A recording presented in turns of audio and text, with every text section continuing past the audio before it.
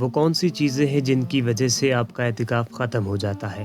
Number 1، wrong intention, یعنی کہ آپ کی غلط نیت آپ کے اعتکاف کو ختم کر سکتی ہے۔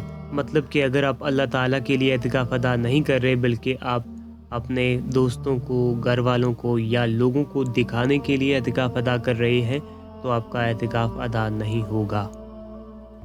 نمبر 2، لیونگ دا مسجد، جب آپ اعتکاف کی نیت سے مسجد یا اعتکاف کی جگہ میں داخل ہو جائیں گے تو اس کے بعد اگر آپ مسجد یا اعتکاف کی جگہ کو غیر ضروری کام کے لیے چھوڑتے ہیں تو آپ کا اعتکاف ختم ہو جاتا ہے۔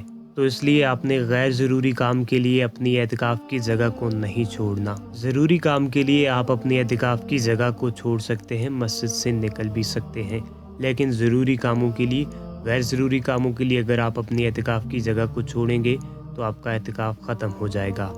نمبر 4، مینسٹرل سائیکل، اگر کسی عورت کا مینسٹرل سائیکل اعتکاف کے دوران شروع ہو جاتا ہے تو اسے خاموشی کے ساتھ اپنے اعتکاف کی جگہ کو چھوڑ دینا چاہیے، کیونکہ اس سے آپ کا اعتکاف ختم ہو جاتا ہے۔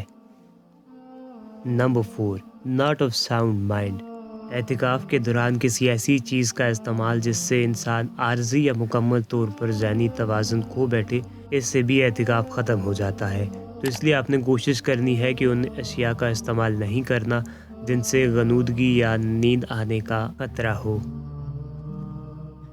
نمبر 5، بیمار ہو جانا، اعتکاف کے دوران اگر کوئی شخص بیمار پڑ جائے تو اسے چاہیے کہ وہ اپنا اعتکاف ختم کر دے، کیونکہ اب اس کا اعتکاف باقی نہیں رہا۔ اس لیے اعتکاف ختم کر کے اسے اپنی صحت کا خیال رکھنا چاہیے۔ Number 6، becoming a disbeliever, اگر کوئی شخص اسلام کو ہی چھوڑ دے، یعنی کہ اللہ تعالیٰ کے ساتھ کسی کو شریک کر دے، تو اسلام سے بھی خارج ہو جائے گا اور اس کا اعتکاف بھی ختم ہو جائے گا۔ تو اب اسے چاہیے کہ اپنے اعتکاف کی جگہ کو چھوڑ دے۔ نمبر 7، آرگوئنگ، اعتکاف کے دوران دنیاوی معاملات کو ڈسکس کرنے سے منع کیا گیا ہے، جیسا کہ سیاست۔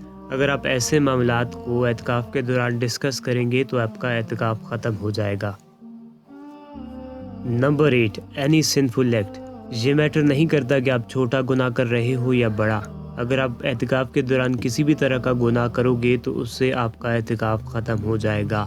تو اس لیے آپ نے کوشش کرنی ہے کہ اعتکاف کے دوران بلکہ اعتکاف کے بعد بھی گناہوں سے دور رہیں۔